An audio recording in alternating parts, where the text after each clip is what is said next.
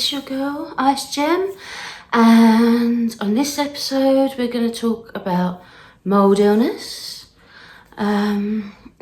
Just updates with my health and how the mould illness is progressing since I've moved out of the last mouldy property. I've done a few other episodes on this, so if you want to check those out for more background information. So it's just an update. So unfortunately, my mould illness seems to be kicking back up again.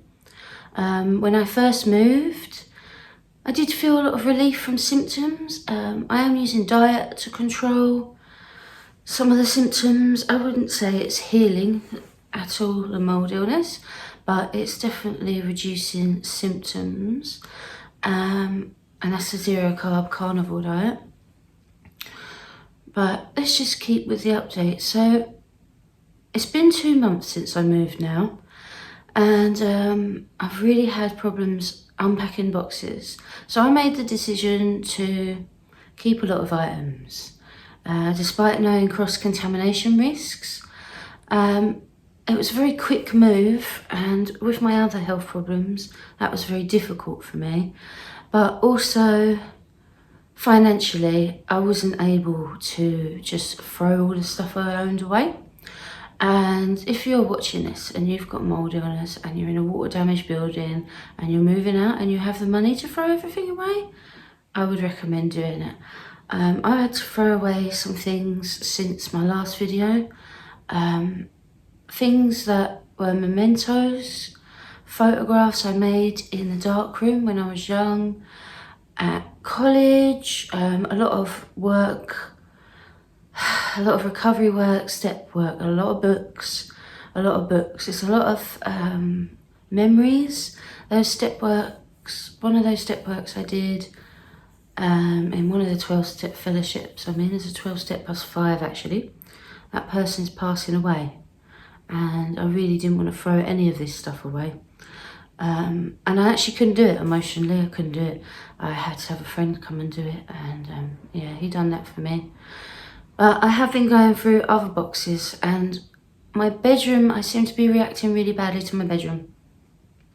So I have changed my mattress, but the old mattress is still in my bedroom, the mould contaminated mattress. This sofa's the original sofa. This is contaminated. Once I learned about buying plastic and metal furniture, I started buying plastic and metal furniture.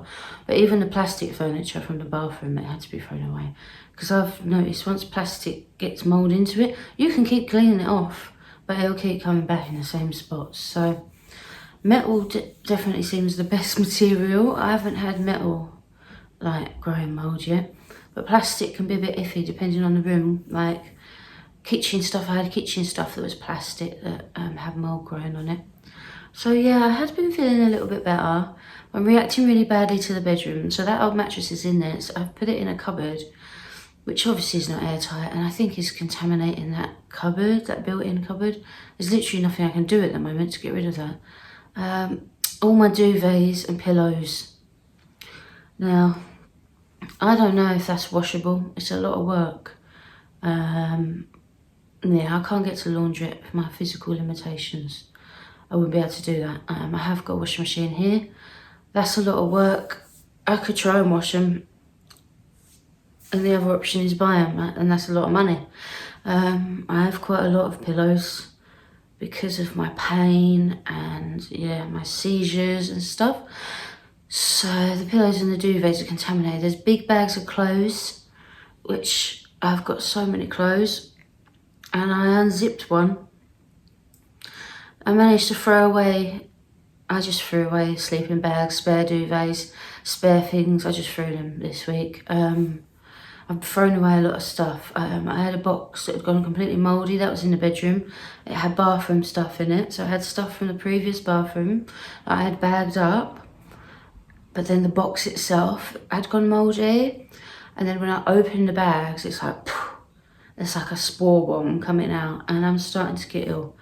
I have had a few decisions that weren't the best decisions. So someone bought me, my birthday was recently, and someone bought me some meat for my birthday.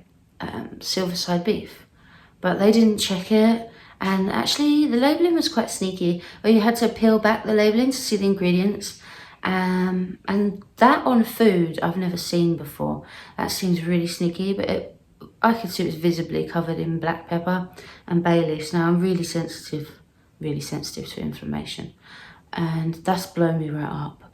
I'm also taking some supplements with dubious ingredients, and one of them is starch. So I've noticed every time I eat something I shouldn't, it takes longer and longer to recover. So the mould illness comes back with a vengeance, but that's not the only thing. I get widespread inflammation, and by that I mean like edema, like swelling of the hands, feet, legs, face, the whole body. So yeah, obviously it comes on slowly the more I'm contaminating.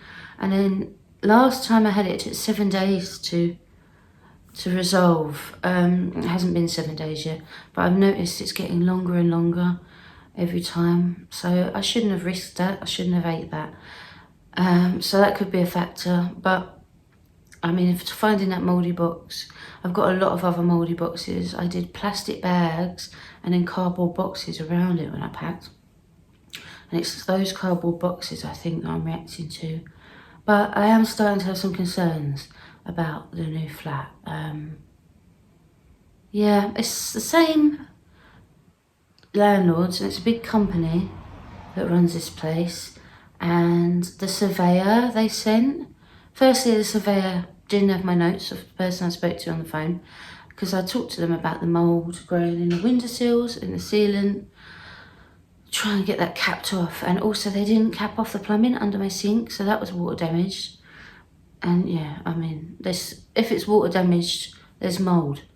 I'm sorry if that's like a hot take, but it's water damage. Did you dry it out completely within 24 hours? Come on now, really?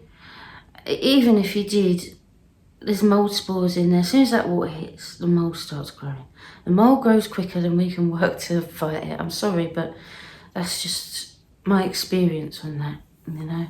Oh yeah, this is the section of my channel called Real Talk, where I talk about my lived experiences. I don't actually know what number we're up to. Bear with, and I'll get that data. Let's have a look now.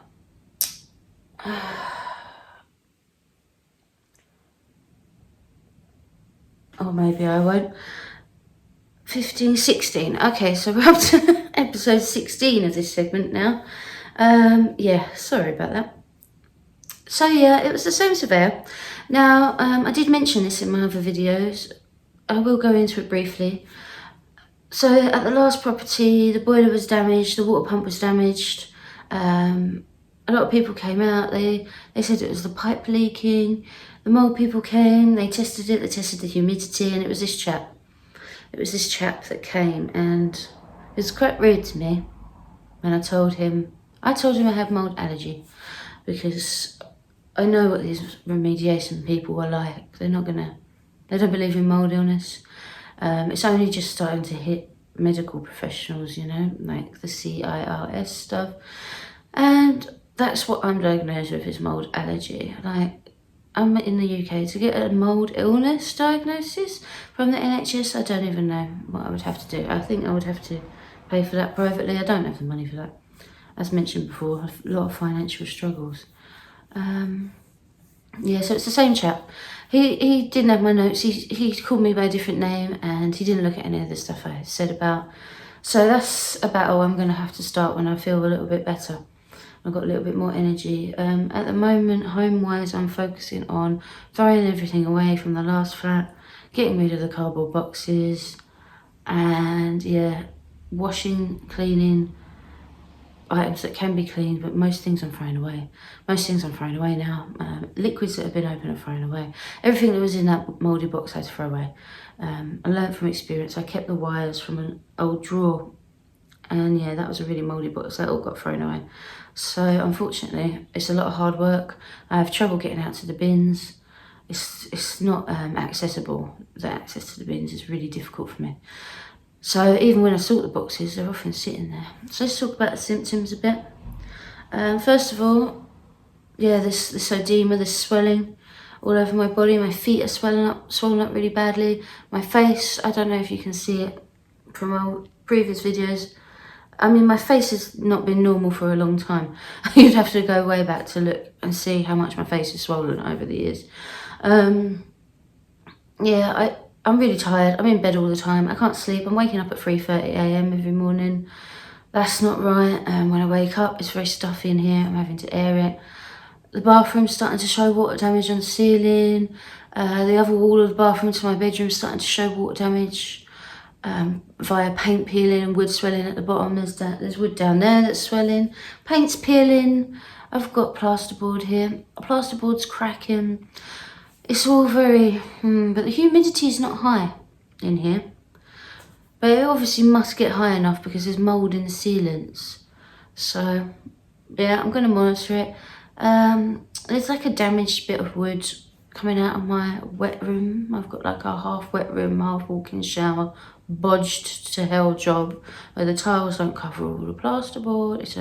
It's a mould nightmare. I've just found on the other side, they didn't paint it properly. And that looked mouldy, but it was so dark and I couldn't tell, and I was so ill because I had just gone through all the stuff in the bedroom. So I'm really trying to focus on the bedroom now and get the old mould contaminated stuff out so I can then rest, get back on the diet properly and assess my symptoms. But I'm sleeping all the time. I've got really bad brain fog. My moods have gone real wonky. I'm really angry. Now, for me, mould can really manifest as anger. I can get manic highs and lows and anger. Like, it really affects my mental health. I'm literally at the point at the moment where I'm just like, is everything that's wrong with me to do with mould? Because, you know, when I was a kid, my job was to clean the bathrooms. And I can't think of a single house I've lived in that was mould free. Let's think. Actually, I can, and that was in adulthood. Briefly, I lived there. But I was visiting and staying at another place where the paint was peeling all on the ceiling, and clearly there was water damage of some kind, and there was shoddy building works there. So, yeah, that was... But my whole childhood, my job was to clean the bathroom with bleach. That was like my chore. That was one of my main chores, like every week. And I remember cleaning mould as a child. I cleaned mould as an adult.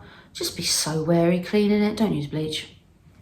I'm using white vinegar at the minute to control it, but even that, because when it dies, it releases more neurotoxins, and I just don't know. Like, I'm washing everything with like white vinegar as the conditioner, either soda crystals or bicarbonate to kill off the mould. I just don't know if it's getting the toxins themselves out. I just don't know. So this is going to be an ongoing segment about the mould illness. I obviously have all the allergy symptoms: runny nose, blocked sinus, sore throat. You can probably hear it. Itchy eyes, like my ears are like always getting blocked. Like I had that recent ear infection. Yeah, I've got all the allergy stuff. That is different. This mould illness stuff, I honestly am starting to think is the root to all of my chronic illnesses. I've got no evidence for that, but that's where my mind is at the minute. So I really don't know how to get help for it. I'm going to be honest. If I haven't got away from the mould, I can't start any protocols. And any protocols I would start, I would be no blood tests, independent, doing it myself, self-healing. And the problem with the binders is, I did try some binders to just maybe, even though I was still being exposed, I heard charcoal was the most mild binder. So I started with that. But the problem is I have really severe leg cramps at night. They throw me out of bed. They're really painful, really severe. I'll literally be blood-curdling screaming. They're very severe. Mild ones I have all the time, but these ones are severe. I can't sleep at all. I'll be dragging myself across the floor sometimes with these. These are insane. To get a magnesium patch, which I really wanted to do this episode and continue on with supplements, but I felt so ill, I know I had to touch this subject and just touch in with it. So I found it affects my quinine bisulfate, which is a medicine I take at night to control those. And I also found And I did take it for 4 hours away from medicines. I timed it. 4 hours away from food, 4 hours away from medicines. It's also seemed to affect my seizure control medicines. Now I'm on different seizure control medicines now. But yeah, I was on valproate then, and it seemed to affect the valproate and have an adverse effect of more seizures. So I don't really know what I can do with binders. If I'm being exposed, there's no point. There's no point. There's no point. Really, I need to establish if I'm still being exposed. And yeah, get rid of all this old mouldy stuff. But if you can get out and throw away all your mouldy stuff, just get rid of it all. Just throw it away as well. Like, don't donate it, because I'm big on not wasting things and giving things to other people.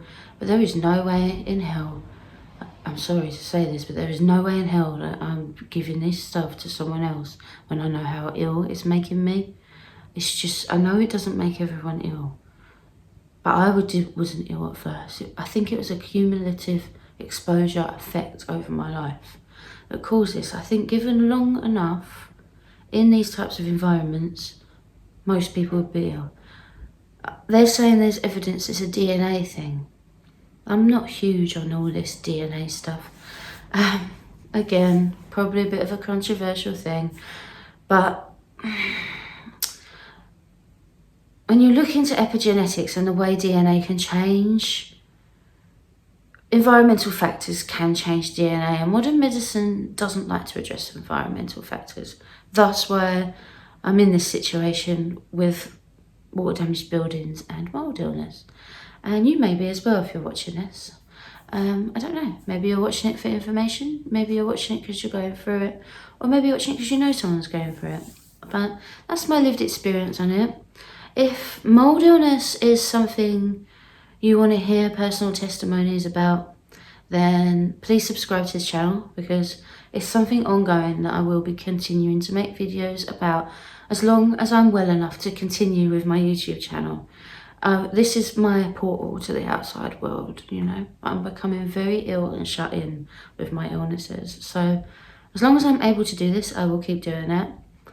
But those times when there is no videos is when I'm too sick, just to be honest with you. If you got to this point in the video, if you could like hit the like button and maybe just like put a comment to say hi, you know, just anything. I got to the end, I got to this point, because like, I'm trying to grow the channel, and that really helps to grow it with the algorithm, with the likes and the watching to the end and the putting the comments. Yeah, so that would be great, because I think a lot of the things I talk about, you know, maybe there's a lot of people who are alone suffering with this, and I would like it to be able to reach those people, you know.